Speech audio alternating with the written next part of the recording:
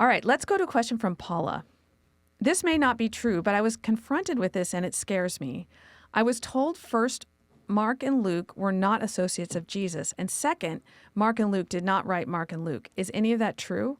Well, the first thing is true, properly qualified. Luke was a Greek companion of Paul, and he actually made the largest contribution to the New Testament if you count the Gospel of Luke and the book of Acts together.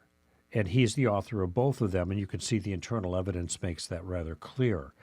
I'm not sure why that matters in the case of Luke.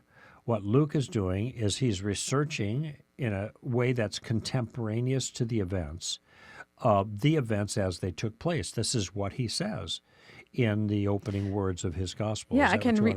Let me read that right here.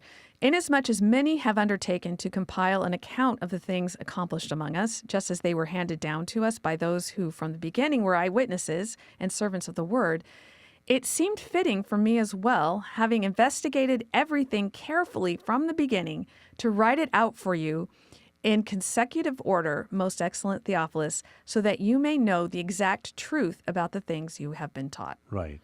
And that's NASB? Yeah. Yeah. The consecutive is it really in means order. in orderly, yeah. in an orderly way, fashion, not precisely consecutive, because that isn't the case there. And the word means orderly, as opposed to Mark, who came earlier, and it's a kind of a disorderly account by some assessment. In any event, so there, I think the next, I'm curious about what follows right after that opening. Let me look in mine, because your type is too small for me to read. Luke chapter 1. I think that what you have next, it's very interesting. The very next, you read the first 3 verses, okay, or first 4. Verse 5 says this: In the days of Herod, king of Judea, there was a priest named Zacharias of the division Abijah, and he had a wife from the daughters. So he goes right into very precise historical material, and he positions it in time. Okay, and there's another account, too, that goes into a lot more detail. It was like, oh, man, it's so tedious because it's talking about all the rulers and everything. And so in the case of Luke, though, he's claiming that he's writing an accurate record, having done the research himself. There is no need for him to have been a companion of Jesus in order for him to get the accounts of the life of Christ correct, or the life of the early church, as he does in the book of Acts. And we know that he was a companion of Paul because sometimes he's writing in the third person, and other times in the book of Acts, all of a sudden he's in the first person, plural. Then we did this and we did that. So he joined Paul, and his writing gains authority because of the apostolic association with Paul in the book of Acts, and the apostolic association with the research that he did early on. And in fact, there is a reference that I think Paul makes to the book of Luke, and he quotes it. So the book of Luke is in circulation when he quotes it, and he says, and he identifies it as Scripture, and he puts it on par with another Old Testament passage. You don't muzzle the ox while he's threshing. The worker is worthy of his wages. Paul says these two things, as the Scripture says. Well, one's from the Old Testament, one's from the Gospel of Luke. So you have this strong sense of authority early on from Luke, even though he wasn't a companion of Jesus. Now, Mark is a gospel that was written by the companion of Peter, and his name was John Mark.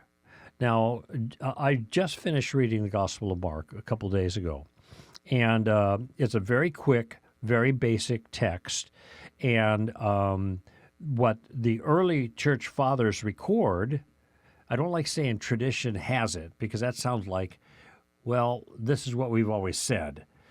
When they say according to tradition, they mean according to the writers of the early church fathers who were proximal to the event. They said that Mark recorded Peter's information.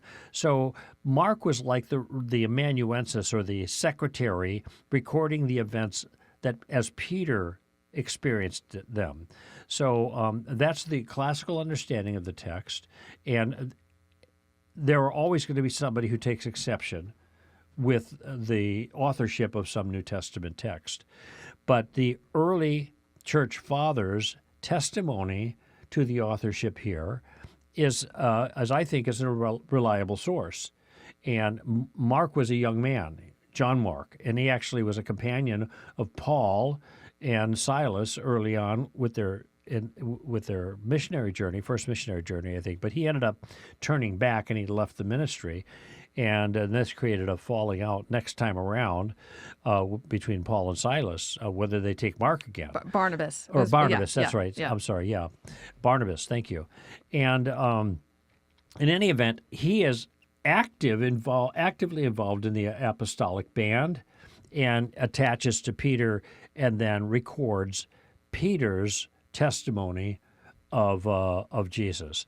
And there's an interesting passage in there that, and you wonder, what's this all about? When Jesus is betrayed in the Garden of Gethsemane, there's a boy there who's kind of watching from the edges, and he's just wearing a sheet over his body, and somebody grabs him, and they grab the sheet, and he wrestles, and he gets away, but he leaves the sheet behind, and he runs away naked.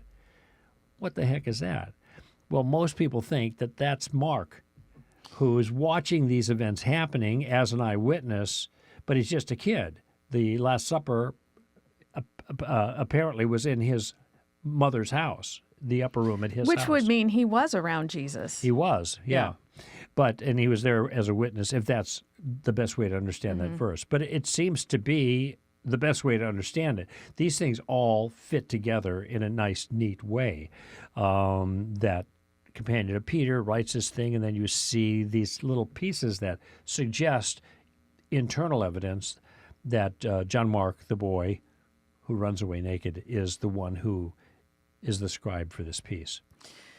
And I will say, for the question about whether or not Mark and Luke actually wrote Mark and Luke, there's never been any other name associated with these Gospels. There's never been any question about that, and no one's ever said, no, it was someone else who wrote it, or that's never happened. And the internal evidence for Luke, I think, I don't know, I would have any reason to think it wasn't him. Mark never says his name. I don't think Luke says his name either, but we know from the... maybe you know more about this, Greg, but What's so ironic to me is that you have these ancient Gospels. These are the most ancient texts, and there are plenty of reasons to think they're first century, all of them. Good reasons, okay? I won't go into all of that right now. But people who are naysayers of the canonical Gospels have their own ideas about what are appropriate expressions of what really happened to Jesus. And they've got all these other texts, and the most well-known is the Gospel of Thomas. Well, everybody knows the Gospel of Thomas was written in the 2nd century. It's undisputed as a 2nd century document. That means it could not have been written by Thomas. So it's so funny that people are going after the canonical Gospels so aggressively without, I think, good reason, picking at all these little things that they think indicate they're not first century or they're not written by the authors that are classically attributed to them. But at the same time, then they latch on to other things that are completely spurious. And in many cases, the church fathers knew they were spurious and wrote about these things in the 2nd and 3rd century. Yeah, the Gospels were circulating very early and together even as 4 Gospels. It just seems to me that if there was any question about the authorship, they wouldn't have been accepted so easily and so quickly. That's right, yeah. And there were people who were in a position to know. It wasn't like they just found these Gospels sitting somewhere. Hey. They were part of communities. They all knew each other. They didn't just come out of the sky. They knew who had written them. You know, in reading Mark, I'm just going to go to this quickly. I know we're almost out of time, but it's just a little thing that shows up in Mark that you see this kind of thing, these little tidbits that many people overlook, all right? And this shows up in Mark at the crucifixion of Jesus, okay? And here's what the text says. Jesus is tried, and he's going to be crucified. And at the crucifixion, it says they mocked him, gave him the cross, led him out to be crucified. Verse 21 of Mark 15. They pressed into service a passerby coming from the country, Simon of Cyrene, the father of Alexander and Rufus, to bear his cross. Now, why is that significant? If you just write a story, you're going to say they pressed into service a passerby.